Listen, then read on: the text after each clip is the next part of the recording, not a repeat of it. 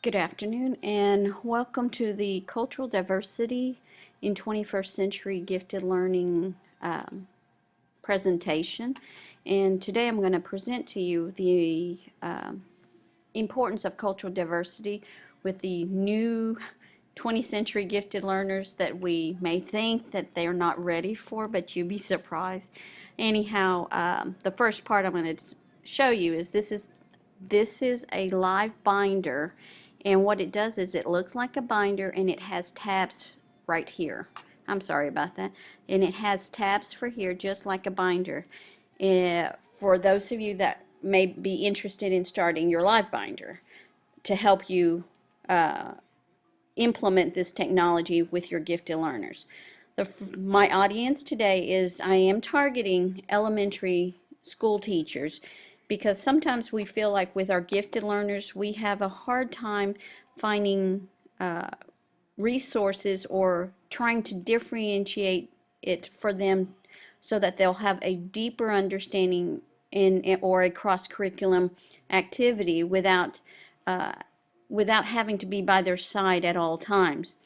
And so and then also to give them a chance to explore and acquire new knowledge through technology.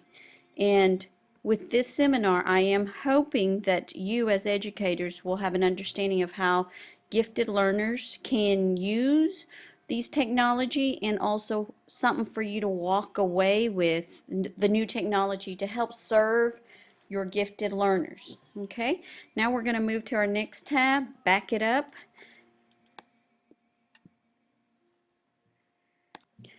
Under this tab, you're going to find that some information that will back up why technology is very important for your diversity and especially with your gifted learners.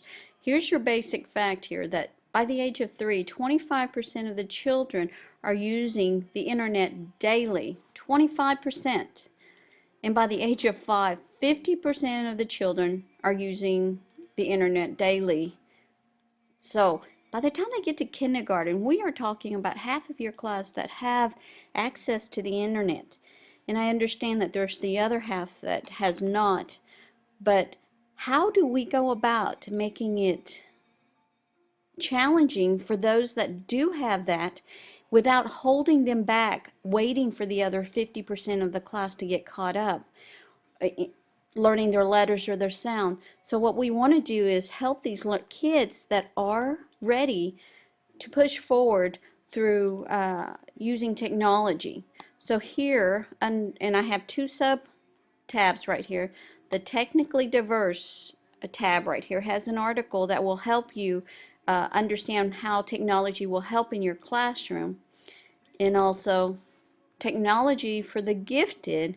This one has a very good article also of talking about how we spend so much time with children, struggling children, under the no child left behind policy, that we end up making or kind of pushing aside our gifted learners or our high level learners at this point if you're in kindergarten, since you haven't yet quite identified them. But we want to reiterate that it's important and also an opportunity for your high students as well as possibly your gifted learners in kindergarten to reach their potential by adding on technology. Okay, now we're going to move to our next tab is ways to use technology. Under this ways to use technology, I just want to share with you, I am a second grade teacher, so I'm just starting to launch off, and not all kids are all going to be at the same level. So I've already introduced to my group Go Animated. Under this Go Animated, the subtabs here I have 3 subtabs. I'm just using 3 right now for second graders, for my high students or my gifted students. Go Animated, under this tab, if you once you you can get access to this, the Go Animated here, I have created a tutorial that will help you create Go Animated. This with Go Animated, this allows the kids to retell their stories by using a cartoon an animation to retell the story, or to even create book trailers for your upper grades in third or fourth grade, while your first graders can use this. Because most of the time, you know that those advanced kids already know how to do it. They're going to sit and start bothering other students if they are not engaged in something that will help them in situations that will help them learn deeper in the classroom. And I do understand that, technology, web, Wi-Fi, and computer are limited, but nowadays with iPads, there's plenty of apps that you can use. Another tool I use is the Symbaloo, which is a platform that I link all the websites that we use in the classroom, so that the kids don't those kids that are a little bit more technology challenged can just have easy access to this, and while the high kids may just click on it real quick to find their sites, instead of asking you, what's the URL, what am I typing in, with typing, these kids may not all yet have mastered typing, and so they'll misspell or they'll leave a space, which then will not work with the URL. For instance, right here, if I just click on this is my extra math that I use with my class. It links the students right directly into my site. Okay? And I have it for my AR, for different things in here too. So, and if down here you'll see my blog, and this right here, this next sub-tab is a blog I use for my kids. I have a group of kids that I require them to blog their reflection on here. Right now we're just using it as reflection, but eventually I'm going to move them into writing, having writing prompts for them to do. And the first basic thing I'm using right now is with the reflection. Like, for instance, I'll tell them to post your reflection here, select one thing that you've learned today, and remember to do a 6x6 blog. And this, to them, they know that what I meant by 6x6 is I want at least 6 sentences, and each sentence have 6 words in it. And kids, younger kids, all they want to do is write, I like math.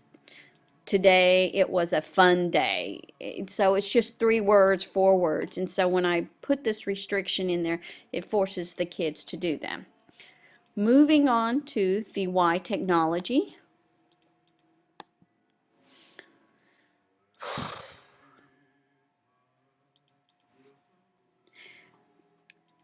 In this tab, the technology, why do we want to use the technology? And actually, you'd be amazed, it is really to fill in the gap, because we talk about trying to catch up our struggling readers to fill in the gap, but there are also there are tools here that will help in that part too. And one of the things that shows here is that under Carnegie Mellon University, they did a research, and what they did was they created virtual peers to help students adapt and assimilate to the mainstream of American culture. And this is something that's really good.